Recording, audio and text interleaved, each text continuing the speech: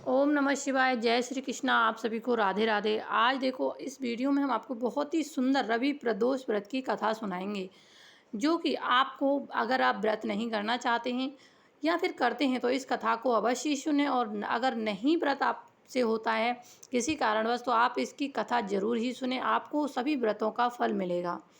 देखो, रविवार के दिन यह व्रत आने के कारण इसे रवि प्रदोष व्रत कहा जाता है।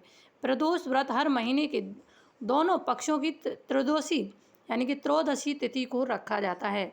एक समय सर्व प्राणियों के हितार्थ परम पावन भागीरथी के तट पर ऋषि समाज द्वारा विशाल गोष्ठी का आयोजन किया गया था।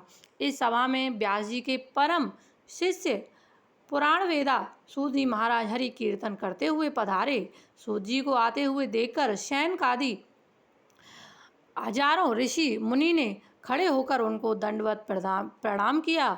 महाज्ञानी सूत जी ने भक्ति भाव से ऋषियों को हृदय से लगाया तथा आशीर्वाद दिया। विधान ऋषिगण और सब शिष्य आसनों पर शैनकादि ऋषि ने बैठ गए और शैनकादि ऋषि ने पूछा, हे पूज्यवर महामते, कृपया यह बताने का कष्ट करें कि मंगलप्रद कष्ट निवारण यह व्रत सबसे पहले किसने किया और उसे क्या फल प्राप्त हुआ।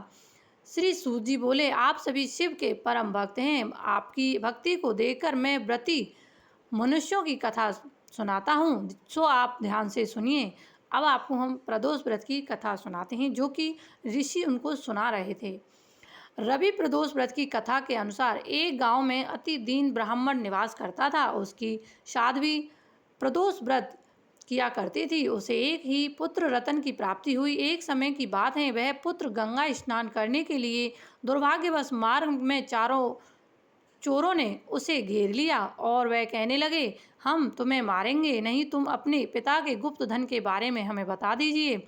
बालक बड़े दीन भाव और प्रभाव प्रेम से कहने लगा चोरों से कि बंधुओं, हम अत्यंत दुखी हैं, दीन हैं, निर्धन है, हमारे पास धन कहाँ है। तब चोरों ने कहा कि तेरे इस पोटली में क्या बंधा है। बालक ने निसंकोच कहा कि मेरी माँ ने मेरे खाने के लिए इसमें रोटियां दी हैं। यह सुनकर चोरों ने अपने साथियों से कहा कि साथियों, यह बहुत ही दीन दुखी मनुष्य है, अतः हम किसी को लूटेंगे। इतना कहकर चोरों ने उस बालक को जाने दिया। बालक वहां से चलते हुए एक नगर में पहुंचा। नगर के पास एक बरगद का पेड़ था। वह बालक उसी बरगद के वृक्ष की छाया में सो गया। उसी समय उस नगर के सिपाही चारों ओर घूम रहे थे, चोरों को खोज रहे थे। उस बरगद के वृक्ष के पास पहुंचकर उस बालक को देखा। चोर समझकर उस बालक को बंदी बनाकर राजा के पास ले गए। राजा ने उसे कारावास में बंद करने का आदेश दिया।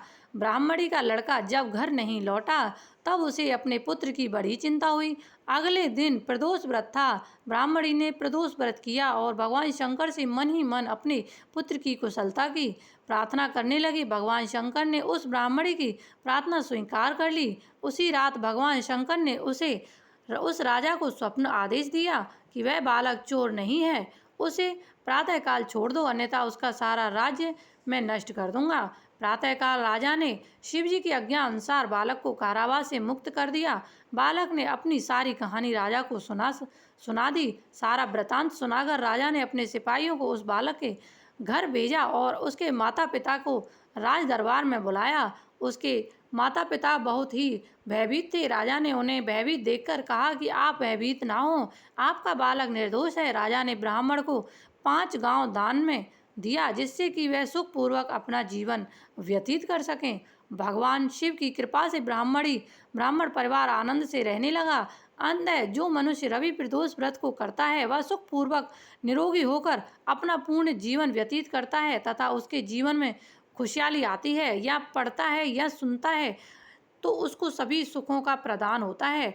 ये थी रवि प्रदोष व्रत कथा, जो कि इसके सुनने से ही सभी कष्ट दूर हो जाते हैं और सभी लाभ मिलते हैं और सुखपूर्वक अपने जीवन को व्यतीत करते हैं। तो आपको पसंद आई होगी हमारी छोटी सी कथा, हमने आपको सुनाई जो रवि प्रदोष व्रत की है।